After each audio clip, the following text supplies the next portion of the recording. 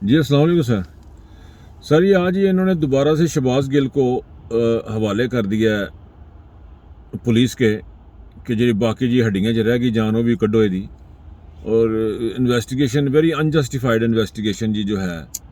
لیکن ایک بات ہے اس سلسلے میں کہ مجھے نہیں لگ رہا کہ شہباز گل نے کوئی ایسی انہونی بات کر دی ہے، کیونکہ یہ بالکل کامن سینس کی بات ہے. کوئی بھی اپنے ملک سے پیار کرنے والا بندہ یا سینسٹیو بندہ، اس کی یہ فیلنگ ہے کہ پاکستان کی جن معتبر حلقوں نے یا جن لوگوں نے یا جن بیوروکریٹس نے یا سول سرونٹس نے یا جو کوئی بھی لوگ عہدیدار ہیں جو پاکستان کو چلاتے ہیں، انہوں نے پاکستان کی جغرافیائی اور پاکستان کی نظریاتی سرحدوں کی حفاظت کی قسم اٹھائی ہے. وہ اس کے اگینسٹ کس طرح جا سکتے ہیں؟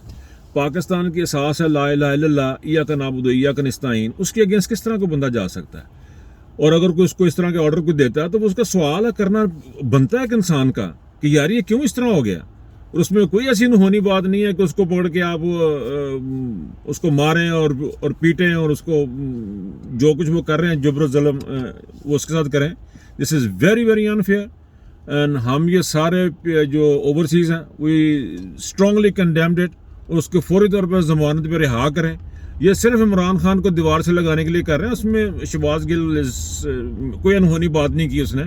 انسانی ذہن ہے وہ آ جاتی ہے بات ذہن میں اس قسم کی. بٹ اینی وے پاکستان کی اللہ حفاظ کرے، اور وی اسٹرانگلی کنڈیم، اور اس کو فوری طور پر رہا کرنا چاہیے. شہباز گل کو اس کی ضمانت ہونی چاہیے. عدالتوں کو بھی سوچنا چاہیے. تھنک اباؤٹ اٹ، سوچیں پلیز. خدا را اللہ حافظ.